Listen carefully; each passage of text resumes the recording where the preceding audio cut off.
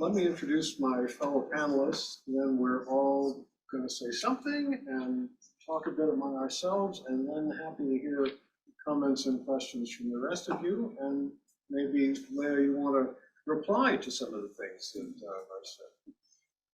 Anyway, just to introduce my fellow panelists, Priya Satia from Stanford University.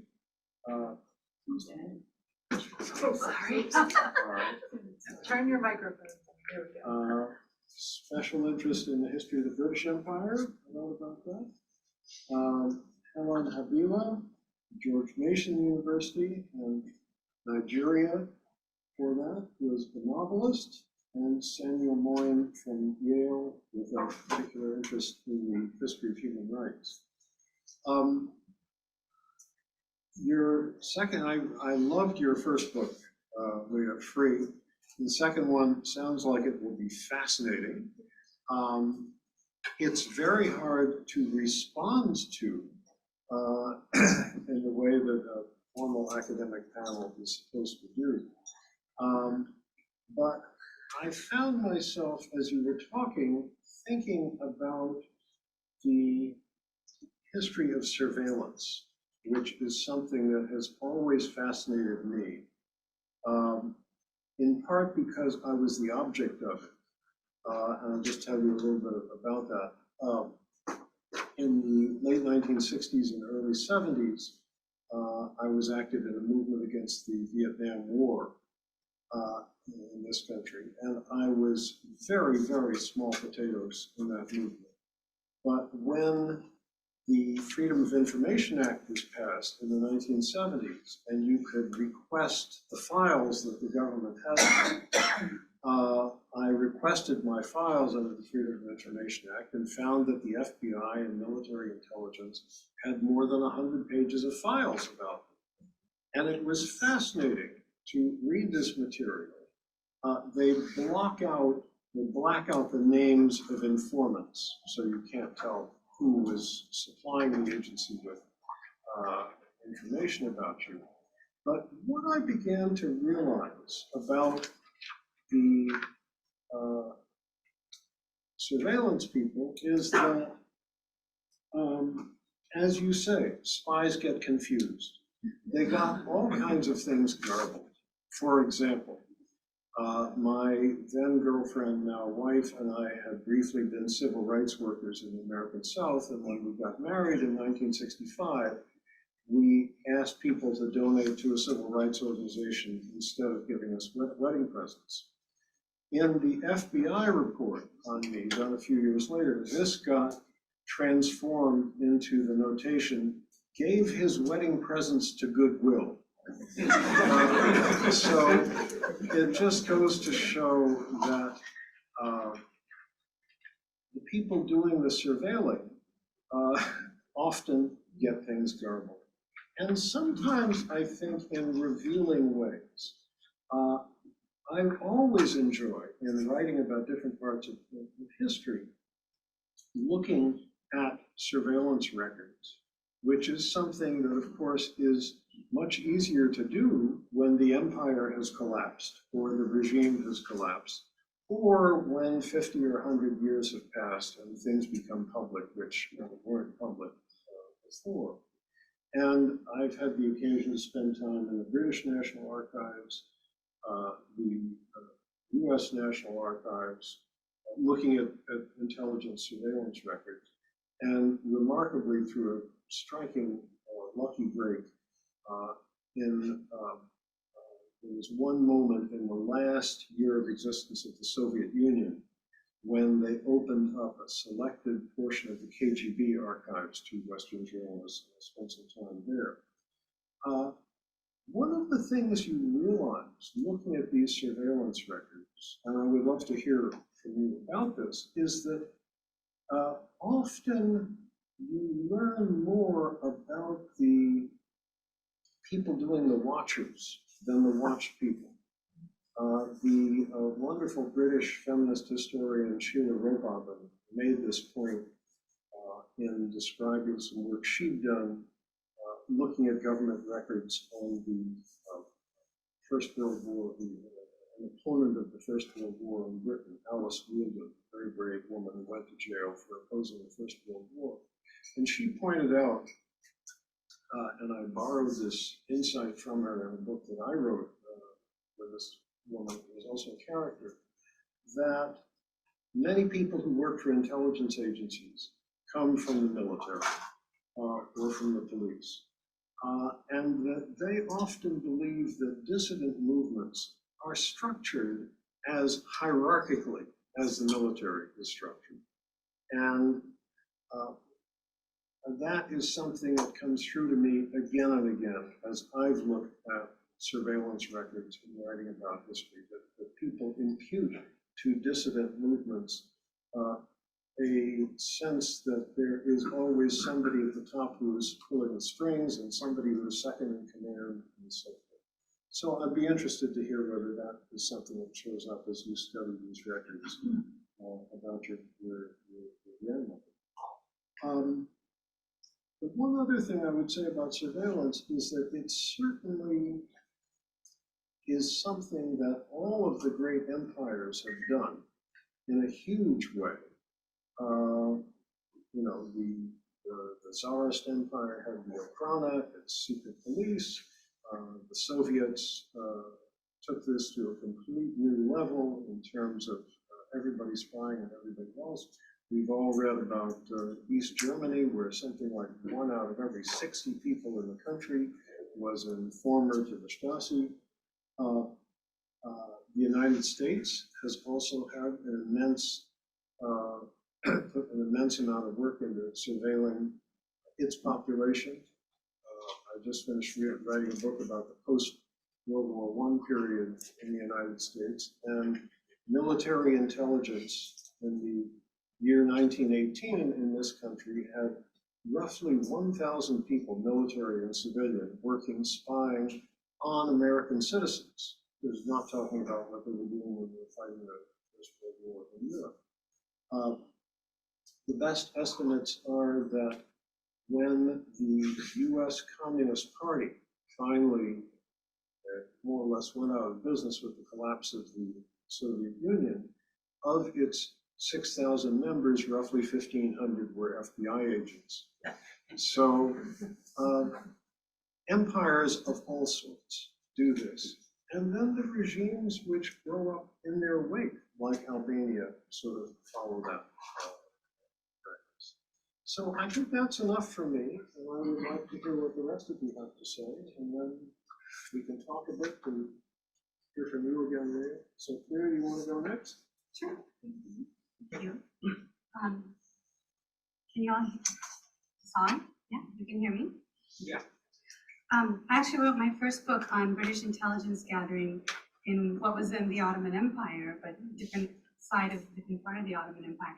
And there you again have this like paranoid outlook and conspiracy thinking that, you know, the garbling of information was so much that they wind up inventing aerial policing to compensate for the failures of human intelligence. Yeah, it was, and there are a lot of legacies of that. Okay.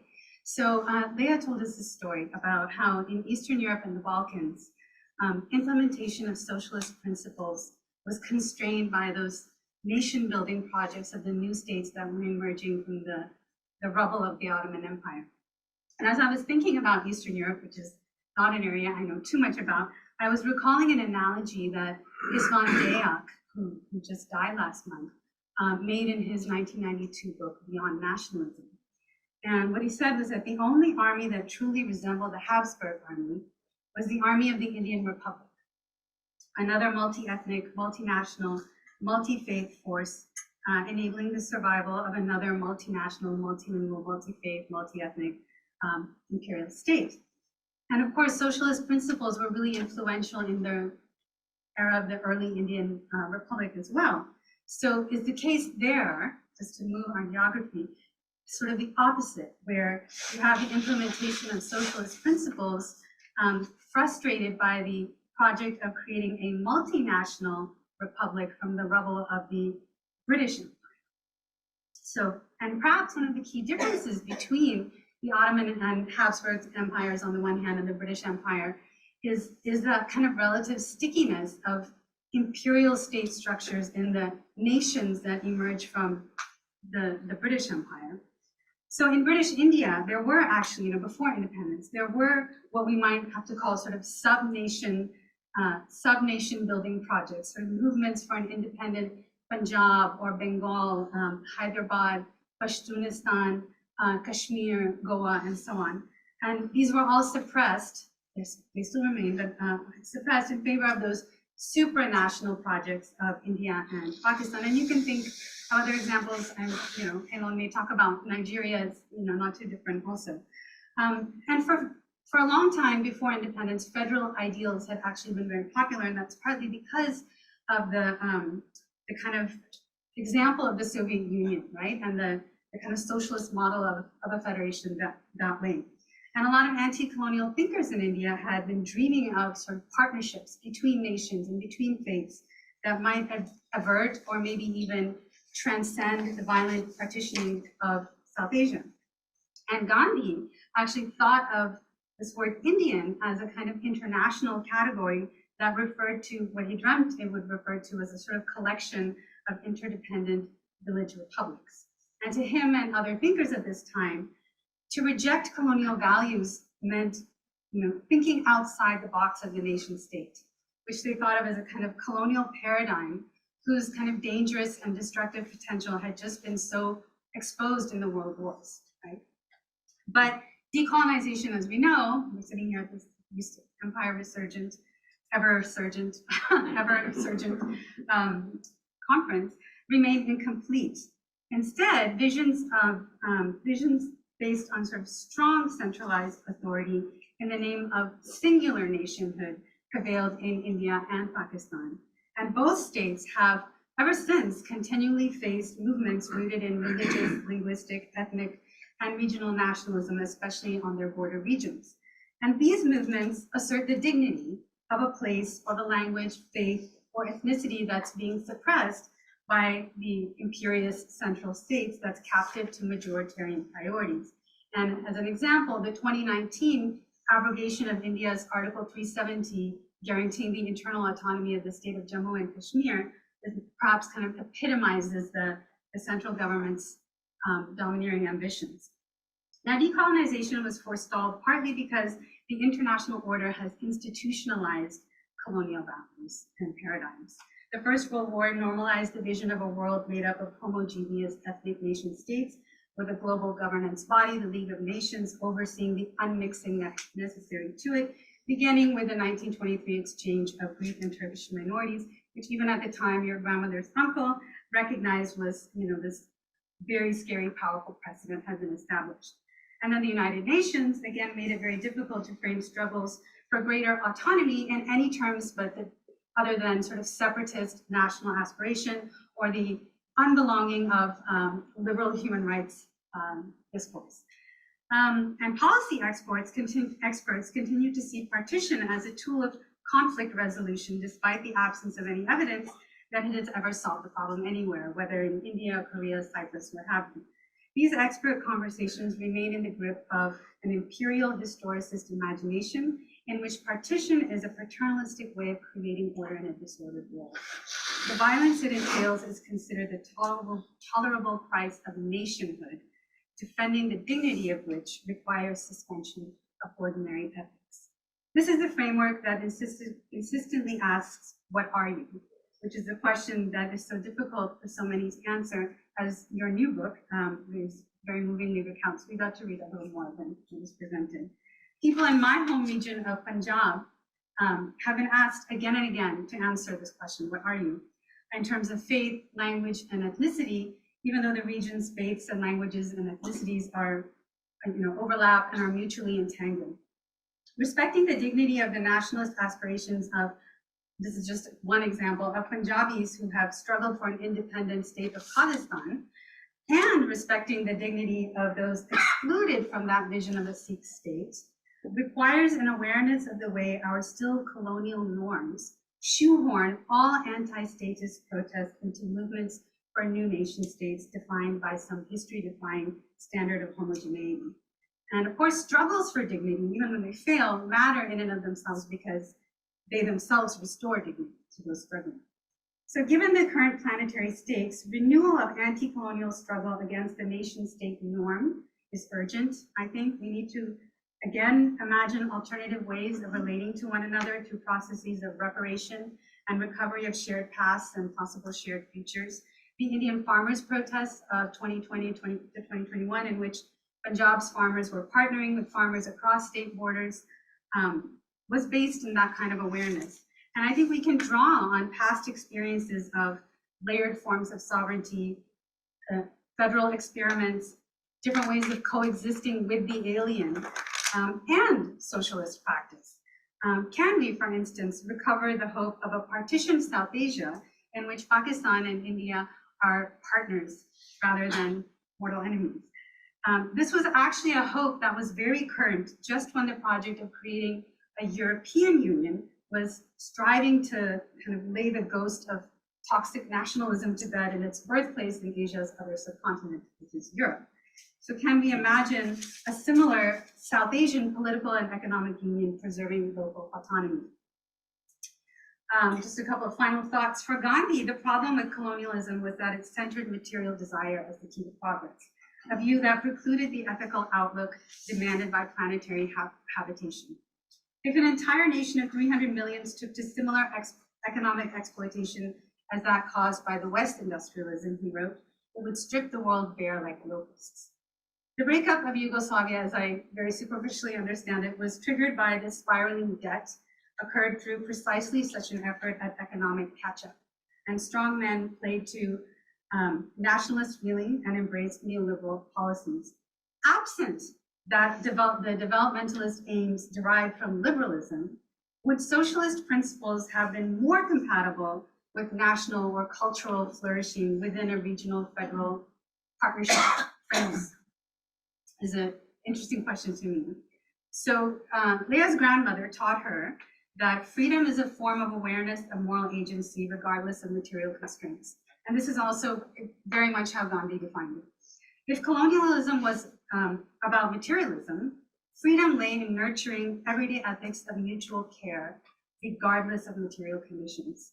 And in an era in which we now recognize the folly of universal pursuit of a materially defined ideal of civilization, might we instead prioritize what most faiths have always told us is the purpose and meaning of human existence, not to remake the world, but to make ethical selves? There is simply too much shared history, culture, and shared nature. I'm thinking in my region, it's the Himalaya and the river system that comes out of it, which is why it's such a geopolitical nightmare.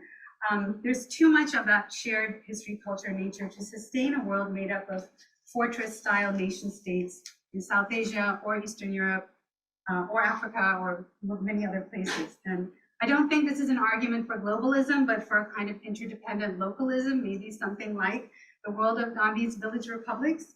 Nation states in South Asia, Eastern Europe, Africa, and elsewhere have, well, actually, especially those regions, South Asia, Eastern Europe, and Africa, have coped from day one with the refugee crises produced by their formation through partition.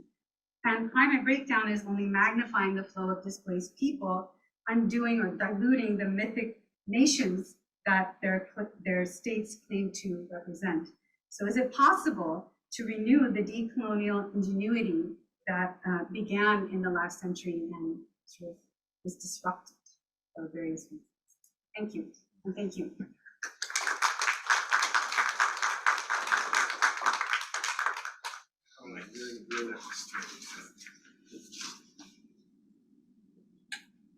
Something brief.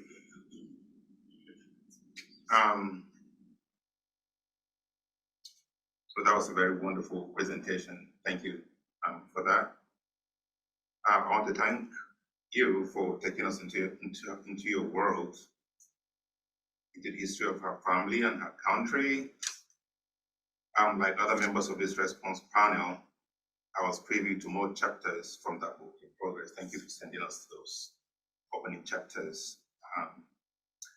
And I'm going to address my response not just to the immediate keynote, but to other aspects of the book as well. I have only 6 or 8 minutes to do this, so forgive me. First, I must admit that I have only a vague idea about the history and politics of Albania, but I can see similarities between its colonial history and that of most African countries who were colonized by the European powers from the late 19th to the 20th century. In 1884, the European powers sat together in Berlin under the supervision of the first German Chancellor, Otto von Bismarck, to decide which power would take what part of Africa. This meeting has come to be known as the Berlin Conference. All the European powers except Switzerland were there. Incidentally, the USA was also there as an observer. My country, Nigeria, was given to the British. France took countries like Senegal and Mali and many others.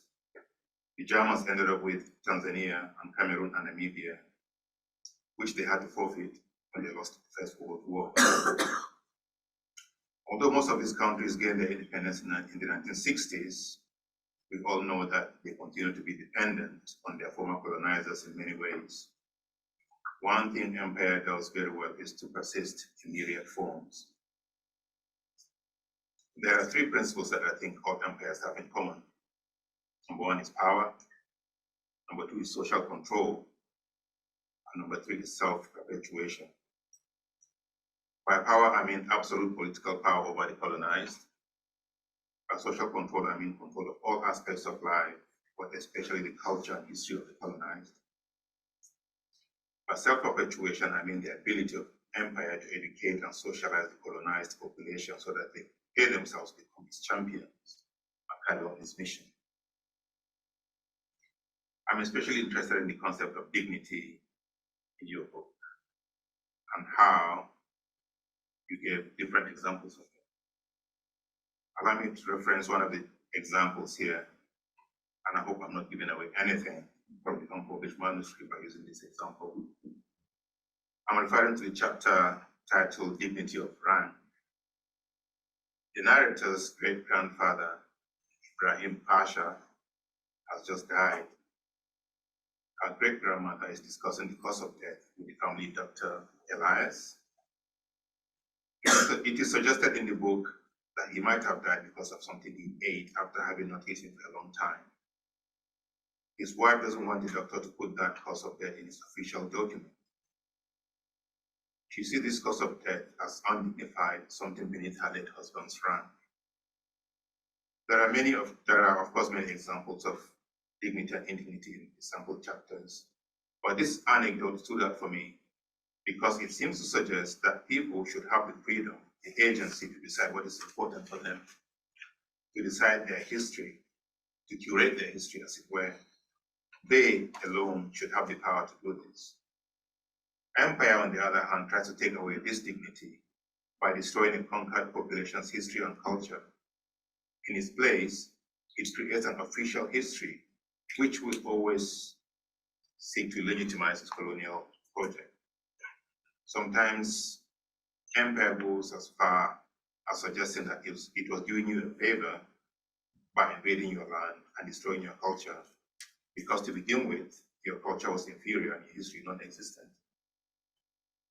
When the colonizers invaded Africa, the first thing they did was to loot local artifacts, the very artifacts that they claimed was worthless and without artistic value. One example is the Benin bronzes from Nigeria, which were then put on display in museums all over Europe. As one commentator puts it, quote, acquiring artifacts was not a mere byproduct of colonialism, but an integral part of it, unquote. The colonizer was curating and displaying these artifacts in Europe. By curating and displaying these artifacts in Europe, is arrogating to himself the power to decide what aspect of the colonized history is important.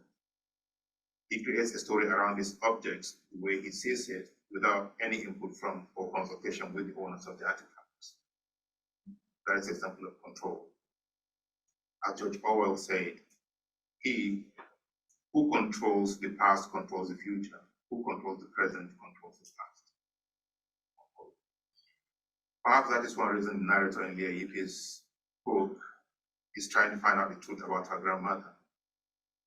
Yemen, BP. To move forward, we have to reckon with the past. There's a line in the book that says, and I quote, "The fall of the Ottoman Empire and the events that followed shattered old identities, produced the need for new ones, and brought urgently to the fore the question of the definition of the self, both at a personal and a collective level." Unquote. This was the case also with African countries after independence. Moving forward is not easy to do.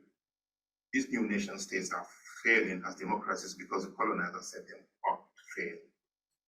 The new rulers of these nations who stepped into the vacuum left by the colonizer were educated and groomed by the departing colonizer, who stepped into their shoes and to basically continue as their surrogates. This is what I mean when I say that empire always seeks to perpetuate itself. Finally, I want to remark on the formal elements of the book, particularly the fusion of fictional and non-fictional elements. This, I think, is a very wise decision. It becomes a commentary on the very unreliability of fictitiousness of colonial history. The people who put together that history did it for their own personal reasons, not in service of history. Some of the historical documents were collected from collaborators who had to lie to save their own necks. And yet, like the narrator of the book, every colonized people must keep going back to these archives, even if we're aware of its unreliability. And from these lies and untruths, we might be able to fashion another story, another meaning, another self-definition that will make it possible to move forward. Just to kind of add to that, as a novelist, as a writer, there's this comment that Wole Soyinka made. Wole Soyinka is a Nigerian novelist who won the dramatist and poet for the Nobel Prize in 1985. He said that the African writer is kind of obliged to keep writing about the nation. So all this was predetermined by the very project of colonialism. So you have the three generations of the African writer. You have the first generation, people like Chinua Achebe and Wole Soyinka himself, who had to write anti-colonial novels like Things Fall Apart, for example. And then after independence, you have this second generation of writers who continue to write about the nation, kind of trying to chart a path that the nation, might follow or to develop. Then after that, you find the third generation of writers, people like myself, for instance. So his argument is that the African writer has never had that freedom because of colonialism, because of empire. You cannot write about flowers, for instance. You cannot write about romance. You always have to write about this. So that's, I think, how it affects literature itself in Africa. Thank you.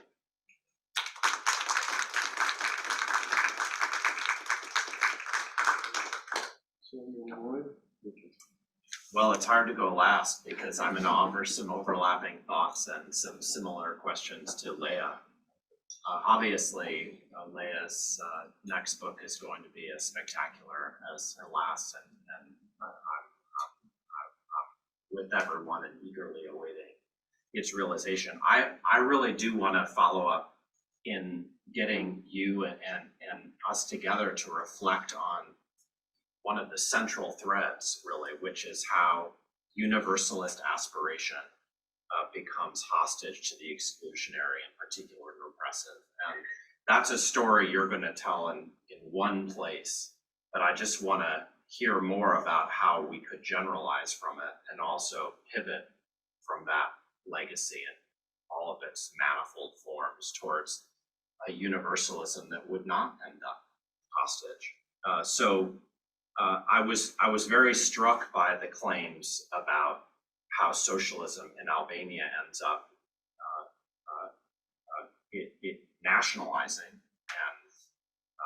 afflicted by post-imperial legacies. But then I wondered, well, which of these legacies are post-Ottoman in particular, and which are post-imperial in general? And then I began wondering, are all of those legacies of the past that hamper the cosmopolitanism of socialism or even social justice more generally actually post-imperial, because at the very moment that you're observing from the perspective of one place in a vast region, observers in the West are reflecting on some of the same themes.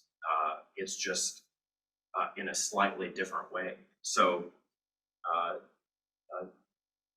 they are thinking about empire, which has been the sole large-scale political system the world has known for millennia, and thinking about what it would mean to establish some alternative to it. But as you remark, in the West, also grappling in imperial metropoles themselves with the fact that there's also liberal globalization, which has given a supranationalism a bad name. So here's E.H. Carr, a great historian of the Soviet Union, among other accomplishments, in his book, Nationalism and After 1945. Everywhere, he claims, there's been a socialization of nationalism and a nationalization of socialism. And that whether the projects are arising on the ruins of empire or not, even in old imperial metropoles or places like the Nordic countries, where there's been only internal empire or local empire, you find this fascinating, troubling intersection between social justice projects, including reform capitalism, not just socialist parties, and exclusion and repression. Of course, there have been right-wing forms of that same intersection. Even as Joseph Stalin announces the need for socialism in one country, Adolf Hitler declares National Socialism as the ideal of the future. And the legacy of that in the post-imperial world, but not only there after World War II, are massive for so many reasons. But Carr says one of the biggest reasons is that the universal looks like it's capital. As Karl Marx said in the Communist Manifesto, he uses the word cosmopolitan to refer not to his own movement, but to capitalism. And it was no wonder Carr then concluded that socialists, right or left, had to think small and to try to institutionalize their projects in connection with the nationalization of the masses. Only with that connection could they beat not just empires, but also the cosmopolitanism that they had inherited from the 19th century, which was about free trade and inequality. So I mention all of this just because it seems to allow your dilemma in this book about the universal ending up hostage with our own time, when we see even in imperial states like this one, right-wing movements that are now contesting neoliberalism and winning elections and plotting right-wing forms of socialism as the new right is doing, out of a desire to respond to neoliberalism and in particular neoliberal inequality. So this is interesting because in this country, we've seen that Joe Biden, in spite of breaking with Donald Trump in many other ways, is adopting that project in a somewhat more liberal mode, but it's, if you like, national socialism once again, or some light version of it. This is just to broaden the frame even more beyond the question of the legacies of empire, to figure out what we might say on the basis of your story about the intersection of the universal and these more localizing forces. I want to close with one thought that kind of pivots along with what Helon has said towards tomorrow, which is about how we are going to define empire in these conversations. Because we've already seen some instability in that regard. And it would just be useful, I think, to put on the table that there is going to need to be a definitional struggle, or at least some argument about what we're referring to. Obviously, one temptation is to refer to, let's say, formal, territorial, and violent empire as the privileged way of thinking about it. And I guess my worry, and it connects with what Helon has said, is that even though that's attractive, because we don't want to just define empire as any form of illicit hierarchy, somehow in modern times we've seen the reinvention of empire in new forms that are informal, non-territorial, and sometimes non-violent. And this matters because if we adopt the, let's call it, literal and naive view about what empire is, then we look at Ukraine and we see one empire clashing rather than two, because Vladimir Putin's war aims strike us as like empires of old: territorial annexation, violent war making.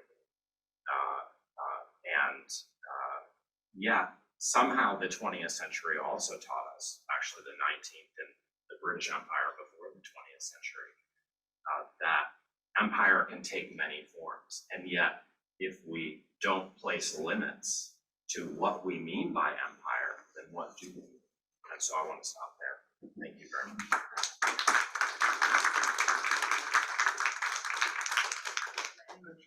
Priya, you want to respond with any thoughts you have, and then we'll throw it open to. Well, maybe I guess just rather than respond one by one, I guess just give some thoughts on this kind of the terms that we've all been discussing, which seem to be capitalism on the one hand, empire, imperialism on the other, and the nation state. And just going back first to this remark that Sam and Priya made, one of the questions that keeps coming up in all these discussions around empire and post-imperial context and so on is, what is the role of the nation state, and is the nation state a kind of regressive institution or a progressive institution? And part of the dilemma that the book starts with, and with which I've been grappling, is exactly these interwar debates among Marxists on socialism is clearly a universalist principle, it's a kind of forward-looking theory, but then this big debate around what do we do with the nation state? Is the nation state actually a vehicle for expanding and a kind of has the potential to be inclusive? Or is the nation state only something that can be mobilized by the right, including in that period, to kind of fight capitalism and to fight the kind of pressures and the contradictions of capitalism, as Sam was just saying? And it seems to me that, in a way, the way that debate played out in the interwar period among socialists determined the kind of the shape that then socialism took in the 20th century. Because in the end, these Marxists all ended up saying, well, the only way we can kind of fight the pressures of capital and we can fight imperialism is if we use the state for our own purposes, and if we kind of use the coercive power of the state to try and frame and to bring in these socialist projects into the territories that they were kind of responsible for.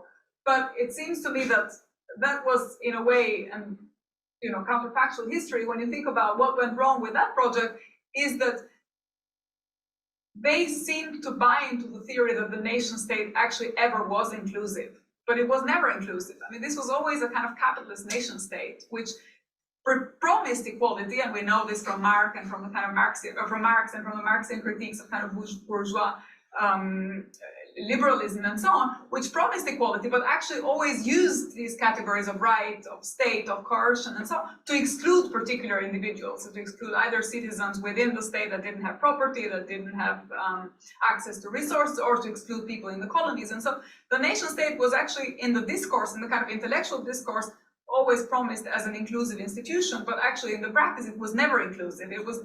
So to me it looks like universalism, to go back to Sam's point, universalism was always an aspiration. I don't think it was ever a reality in any of these contexts, whether it was the imperial context of the center, or whether it was in the periphery, but somehow the intellectual discourse and the philosophy around it, the text that these people were appealing to and so on, because it was inclusive in the discourse, people thought that it was also inclusive in the reality. But I don't think it was ever inclusive in the reality, in part because of the combination of economic and and political power.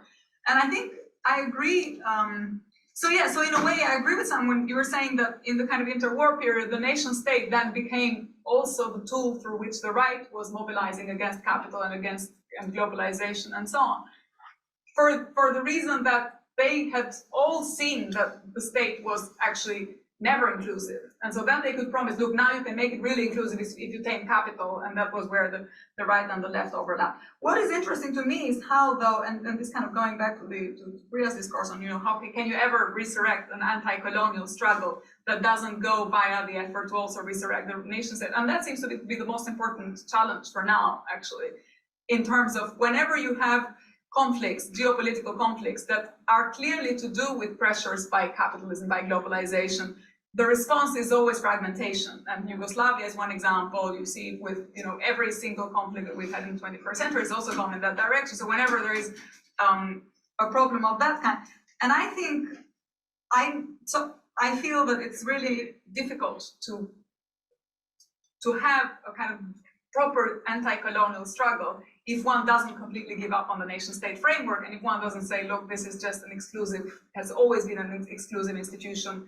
and will remain an exclusive institution because of the way in which it uses categories of right and law and so on.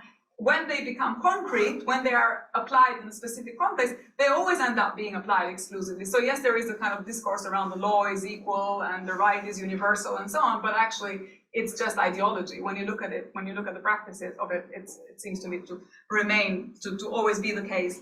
And that's also now, I think, even in the states that we have, you see the same discourse around democracy and equality and representation and formal universal representation. But actually, if you dig the surface, then you realize that it's just as exclusive and just as problematic. I think I want to say something also about the question of decolonization as a kind of cultural project and not just as a political project, because I think it's really connected, because the nation state isn't just a set of laws and just a set of frameworks of thinking about how do you distribute resources, how do you give rights, how do you plan the bureaucracy. It's also about ways of thinking, and it seems to me one of the problems with these decolonial projects, and one of the difficulties with going back and decolonizing properly culture and so on, is exactly the being stuck in the modes of thinking that are themselves inherited by colonial frameworks. And so one of the issues that in the Balkans, for example, in the interwar period, but also now that one of the problems is exactly this inability to get out of a framework that is inherited by the former colonial masters and the former colonial power. So the intellectual categories that people have are themselves borrowed by the former colonial powers, even when the laws are different, even when the territory is different, even when the kind of resources even when you're trying to do your own thinking, which is, I think, partly why a lot of cultural projects that come from formerly colonized areas actually always end up trying to use literature or trying to use poetry or trying to use kind of alternative histories rather than. So the only way to get out is to try and find some kind of space in creativity that just by accident almost enables you to get out of that framework. And so you end up, as I say, because you can't rely on archives, because you can't rely on written history, because you know that the history has always been written by the masters, in a way, you end up having to remake it, and to remake it in a way that isn't just history, but that there's something other than history that kind of adds literature to it, or that adds a creative way of engaging with resources or looking at archives and so on. So yeah, and I want to say something quickly about the maybe the last bit about surveillance, and I think this kind of connects also to this cultural argument that was just being made. It's true that you always find in these surveillance reports, you always find out more about the mindset of the people who are spying. But more importantly, you actually find out the mindset of the time. So you don't actually find the individuals. You find people who think a certain way because they are thinking in this particular time and place, and because they've inherited their categories from the requirements that they were being made to kind of comply with. So they always end up reproducing the discourses that they had been asked by the party bureaucrats, which were in turn the discourses that were being the discourse of the political elite, which in turn were informed by the discourses of elites previous to them. And so there is no way in which you can kind of start your own path in a way. It's always, you're stuck in this genealogy, and that's one of the difficulties. Okay, Thank you. Now we've got about 15 minutes left, and I would love to hear comments and questions from any of you. Howard. Yes, thank you. I really enjoyed this tremendously. Thank you, Leah, and thank you. Can everybody hear? You want to maybe stand up? Thank you to all of the panelists.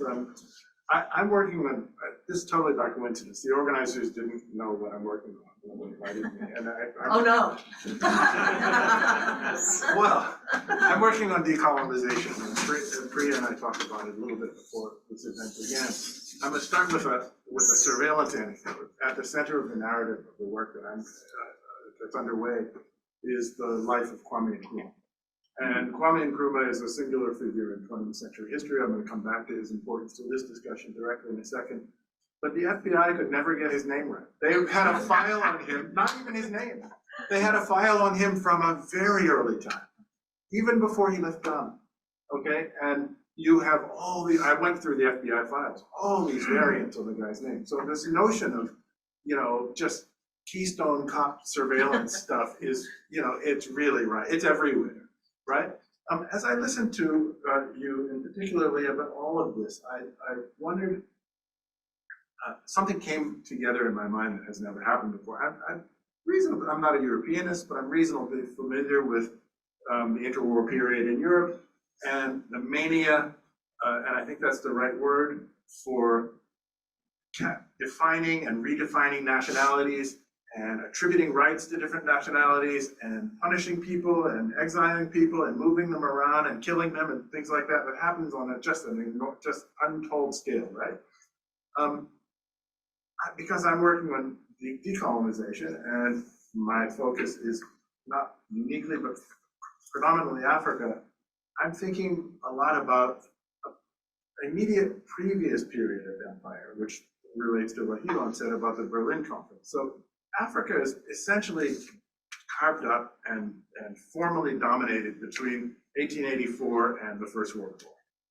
And there's this incredible contrast between the mania for the particularities, often completely contrived, of nationality in Europe and the absolute nonchalance about the actual identities that Africans know, that are familiar to Africans themselves. Africans are just, you just draw circles and this is for us, you rehearse some of it for us. This is for you, this is for them. No attention in the African environment to any of the surface realities anyway of identity as Africans know it themselves. And so to have these two periods where you go from one utter pole to the other in terms of the attention to nationality is just had never come to me before.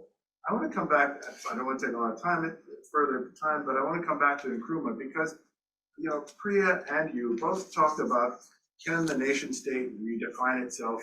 Can it escape the oppressive kind of subjugation that seems baked in from the, as the Europeans went out into the world and undertook all of these projects? This was actually tried in Africa. There's a lot of thought about this. Frantz Fanon called colonization a mental disease.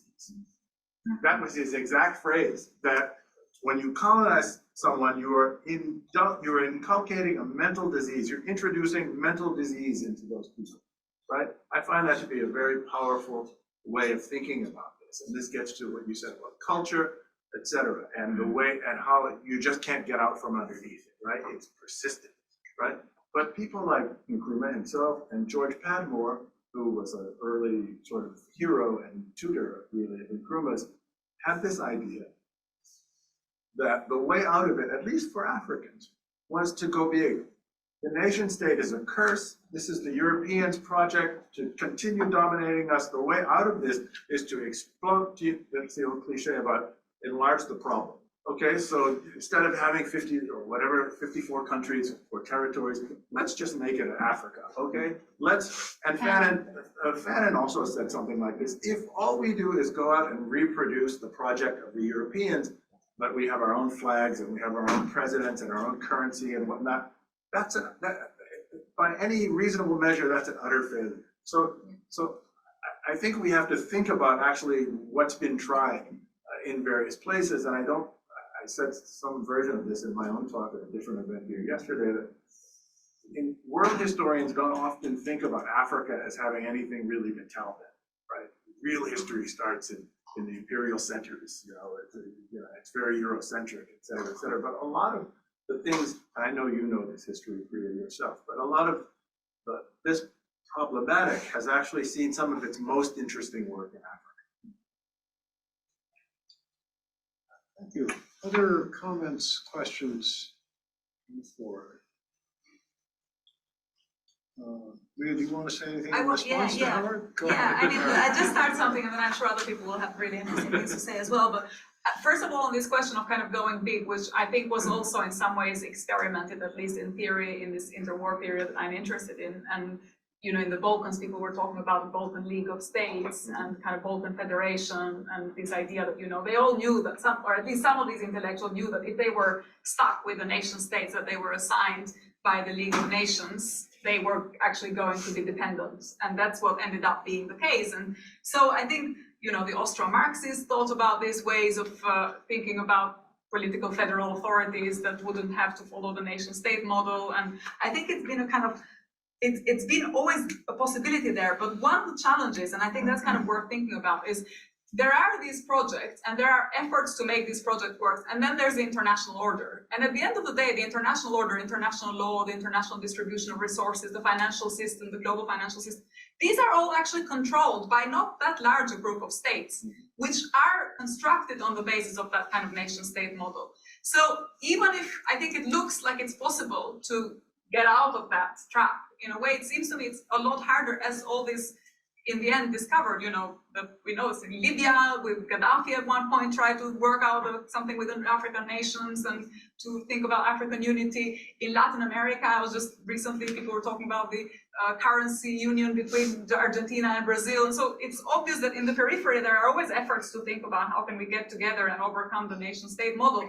But I think in the end, they don't work because the global order and because international law has actually been made and tailor-made to fit the needs of the imperial centers in a way, and the kind of global capitalist states. And it's no coincidence. I mean, these guys needed contracts.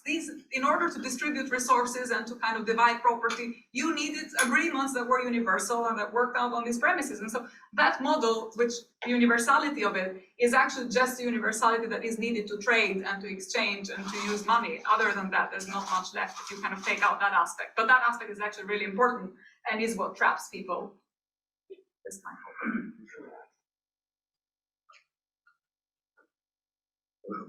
Hey, thank you all for your fantastic contributions, and I'm really looking forward to reading your finished book. I'm very jealous that people got to read more chapters of it. This is It's good. It's really it seems really good. This seems like maybe a small question, but I'm thinking about, because my talk tomorrow is about memory and hegemony, and I was interested in the very brief character in your reading of the cab driver, and I'm assuming this is a real person who you're quoting accurately, but I also assume that you're using this to represent a larger line of thought. And I'm curious what you think it meant to him to insist and he was positing himself oppositionally against his daughter, and you as well, that nothing had changed. Like what does that mean? Because it one of the things that really stands out in all of these conversations is how relatively recent all of these histories are, right? I mean, you talk about like the Berlin Conference. I mean, when, sort of in the imagination of people living in, the late 20th, early 21st century, the idea that, Europeans colonized Africa, that's just an idea from time immemorial, not something that started in before. And the idea that Albania is a thing that exists, of course, Albania's always been a thing, but of course it hasn't. This is a very recent concept. So to I guess, in your imagination of his imagination, at what point does the nothing has ever changed begin? And what thing in the past is he connecting himself to by being so insistent on? Yeah, I think, so this is a really difficult, I thought a lot about this recently, actually, also because my mom has exactly the same outlook as this cab driver. So, he was recorded there on a kind of small episode, but with my mom, it was much more troubling, and it came up with, and I'll just say something quickly about that. It came up when the whole issue of do we access the files or not came up. Right. So for me, accessing the files was the first act of kind of finding out about history and opening a path that might reconcile you with that history. And my mom was utterly disinterested in actually opening the files. When I said to her, this person got in touch with me, I got this email from the office, I have an appointment, there were 600 pages about my father. It turned out there was another filing mistake, which looked like my father might have been a collaborator, because why would you have 600 pages unless there is someone who's actually been actively working for years with this institution? So I was really worried and troubled by this. But in the end, I felt that my perspective was the somewhat naive perspective of someone who thinks there is a rupture there, and there is a kind of history that can be defined and engaged with as an object that is kind of finished. And from my mom's perspective, this is just wrong. She was like, you'll just find out it's the same people that you'll find are written about in the files. It's the same people who are kind of ruling the country now. It's the same elites. Just because you have this formal idea that the law has changed and we have had a revolution in 1990 and we're now in liberalism, capitalism, actually the people are the same, and the frameworks, the mind frames are the same. And I think that's kind of what we were saying now with Helon in terms of, epistemic interpretations and categories. And all of those are actually the same. It's not that you have a revolution and everything changes. People don't start thinking differently. And the same with the fall of empires. The Ottoman Empire collapses as a formal legal structure, but actually the people are the same, the ways of thinking are the same, and all of this kind of continues to reproduce itself in history. So I got really annoyed when I had this reaction when I started talking about accessing the files, and when I met the cab driver. And I actually have this impatience with everyone in Albania because it seems to be the dominant attitude. But on the other hand, sometimes I think maybe they have a kind of deeper wisdom and they're much less naive than I am about how much you can get out of this. And they have a much more sophisticated form of engaging with the past, which says, look, I'm going to be the one who's just sabotaging the whole thing because I don't buy this. You are in your kind of nice, my mom thinks, nice kind of liberal, socialist, whatever framework, progressive framework that thinks you can come to terms with the past and you can have memory and you can have reconciliation. If you have a much more cynical and pessimistic outlook, then the only way to disrupt that framework is not to engage with it at all. So I kind of, and now I think there's a depth to it that I don't agree, but I think it says something. But there is a sort of learned helplessness there, or kind of an imposition of a colonial hegemony. Well, I'm not sure because in the end I think there is, and again, it's that kind of goes back to something Helon was saying. In the end, there is also this sense of I don't buy this.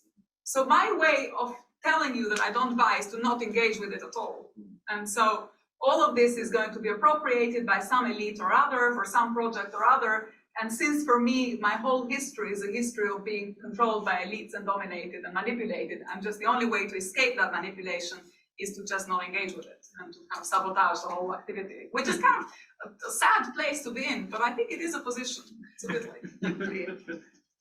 I just wanted to say something in response to what Howard said earlier. Is that okay to finish it? I just wanted to build a little bit on it.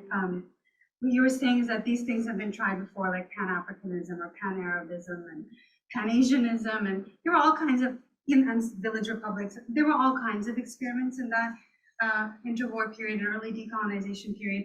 And yes, they didn't work, or they were not the ones that adopted, but we have to remember that that was in a very particular global context of the Cold War, right? And it was very difficult to, for anything, to kind of thrive, anything very different to thrive in the face of that. And I think that that's where, just to get to this point that Leah was talking about, like why culture is the space for this work. And I agree with that, but I also want to push back or a little bit on it, that when, as historians, we go back and recover those failed experiments or lost alternative ways forward, and you bring them into the culture now, historians are doing cultural work and doing that then shapes how we will actually act now, right? And then when you think about, so just to say that, that's culture too, that public debate about that gets revitalized. And then when you look at something like, I mentioned the farmers' protests in India for that whole more than a year, and you just look at the way they invoke history and they invoke poetry, and those are collective struggles where they're drawing on culture in an active collective struggle. So there really isn't a divide, I think, between culture and activism, really. And when I think of like some of those really creative thinkers in the interwar period were activists who were also poets, like the progressive writers movement in India, and you know, people like Wole Soyinka. I mean, all these people were also activists. So I just don't want to have too strong of a sense of the divide, because it just feels really hopeless then. Yeah, that was just my main point. Yeah, but the role of recovery is a powerful thing. Like, let's not underestimate how helpful it is to find out. It makes, when you know that, oh, there were these other alternatives, I don't know, it just opens a sense of possibility. I should just say And that, hope is a moral duty, right? I should just say that Nkrumah studied the Gandhi, all of that Gandhian thought that you wrote. Yeah. He studied that Of very course, carefully. yeah. There was a lot of borrowing and Absolutely, sharing. yeah. And Fanon also said he wanted a decentralized Africa, no capital cities. I mean, there were Correct. lots of really interesting Absolutely. ideas. You know? So, Amara. Yeah, so this has just been a very enlightening. I really enjoyed the reading and just learning a lot about an area that I don't have a lot of familiarity with. And it just brought up some of the thinking around this notion of identity and being Nigerian, being Biafran in my instance, and the notion of seeking to kind of lean into that identity as opposed to one that was created from outsiders, who then created a state to which we have no real allegiance except that which was manufactured. So I appreciate that, because we were talking about that earlier and doing our usual belly aching as Nigerians tend to do about what we are. But there are a couple of things that this current conversation is really bringing up, and it really is about imagination and how imperialism as a notion, whether at the global level or even at the neighborhood level, is really this project of eliminating or tamping down on the imagination of the people wherever they are. And so it's probably one of the most powerful tools. And it's there's a cultural element that I think is actually critical. I mean, when you think about what happened on the continent and the role of religion and the role of missionaries who go in with a certain worldview, that then is supposed to lay the groundwork for then those second wave of colonizers to come in, right? There's a groundwork that is laid that first has to erode the imagination and the worldview of the people wherever they are, and delegitimize that, and then present this alternative, which is actually quite oppressive, but there's this notion that it is somehow more legitimate, and this is the way that things ought to be. That very phenomena actually cancels out the imagination of people who have a history before colonization, who had systems, whether economic systems, etc., education systems, their own philosophies, all of that prior to colonialism. But it gets eroded, and there are multiple cultural tools, and religion is actually a cultural sort of colonization. With the Catholic Church, for example, and now you're starting to think in terms of what Roman Catholicism as opposed to our indigenous traditions. And there's a phenomenon happening now where a lot of us who have come outside have turned back to our indigenous traditions, partly as a rejection to colonization, but also because it actually feels more accurate. It actually feels more liberatory, and it feels more aligned. And so that same process, when we think about at the global level, these systems that were created to perpetuate the current order. So that is your multilateral institutions. It is the entire global financial architecture, which was designed to perpetuate the exploitation, right? But for us, it's like being in a fish tank, where we're supposed to believe that this is just the way that it has to be. And so even in our pushback, it's happening within the framework of these current systems and structures. And so a lot of times for me, whether I'm doing it in a neighborhood in Chicago or doing it in Geneva, it is to ask the question of why and how are we legitimizing these current systems? Like even the premise for a lot of our work legitimizes them, when actually we should be questioning them, and in many instances rejecting the premise. And then when you start from there, you can start to construct the world that is actually based on whatever our values or our value systems that we want to put forward. So the conversation just brought a lot of that to the forefront. I'm gonna have to ask my commanding officers here whether we can continue, because we are past the allotted time. Right, but one more comment? One more comment. Okay. I mean, I have a loud voice, so I don't know if you guys. So yeah, I'd like to thank everybody for their comments, a lot of insight. I've been sitting here thinking about all of it, wondering if I was gonna speak. And I think I like the idea about imagination or the lack thereof. I think to go back to your question about defining empire, I don't think we should. I think by defining it, you kind of lose, in fact, what it might be in other places. And then sort of the Nordic states don't look like an imperial part of the empire when their socialism is based on this empire, although they never landed anywhere. You know, and I'm sorry? They landed places. Oh, yeah, well, so the point is, and Haiti, I think, gives us an idea about how empire moves in these ways. Because yeah, boots were on the ground, right, slavery, French, and then there was the defeat, and then the lack of imagination. Toussaint, Dessalines, Pétion, all of these people are thinking about the global economy, right, that had established. You had to sort of give a raison d'etre, you know, especially for the first independent Black Republic. And then 1825, the indemnity that we all learned about, or some people learned about from the New York Times. And empire moves now in this new way, right? No boots on the ground, and you're still fueling empire, right? This Paris may have been built in 1836 with indemnity money and not just slave money, right? And then fast forward to people who are forced to deal with these global circuits that sort of force you to deal with this nation state model. And included in that is the racism thereof and the sexism thereof, right? And all of these other isms that undergird the colonial project. So in Haiti, since the foundation of Haiti, Black men, dark-skinned Black men, have been used for economic gain.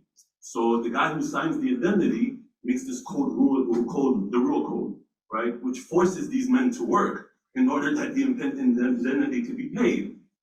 And as Jean Casimir has explained to us in his recent book, there's a culture that sort of forms outside of that in resistance to that, right? I like to say it's almost a tantric response of pushing away from this thing.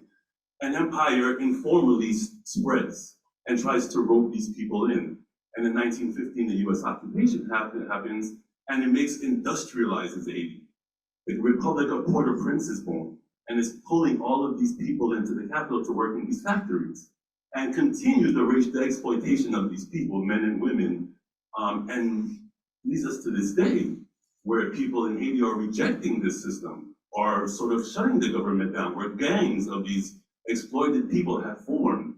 And all because Haiti can never imagine outside of this nation state. An empire has come to effect, and Haiti has no obvious colonizer. It was the Brazilians with the guns not too long ago, right? It's the US somehow, it's the group of whomever. Canada now seems to want to be a player, right? And it's empire all in Haiti, and we can see it, but it's so nebulous that we can't put our finger on it and call it that, because the agents of empire are Haitian, right? And so it just doesn't look like empire. It looks like people, like anthills on the savannah is what it looks like. A man of the people is what it looks like, to reference to Che again. And the last thing about empire is that, and the nation, is that it seems to perpetuate itself, right? The end is for its continued well-being. So in my archives with the agents embedded in groups, I have seen them see threats everywhere. They are making people into threats because they are there to preserve. And even in these places that we see as extra or outside of the colonial project, you know, like Cuba, there are repressive moments when the state is defending itself, right? And defending its own survival, and sometimes in contrary to its humanistic intentions, you know? And I'll just leave it here.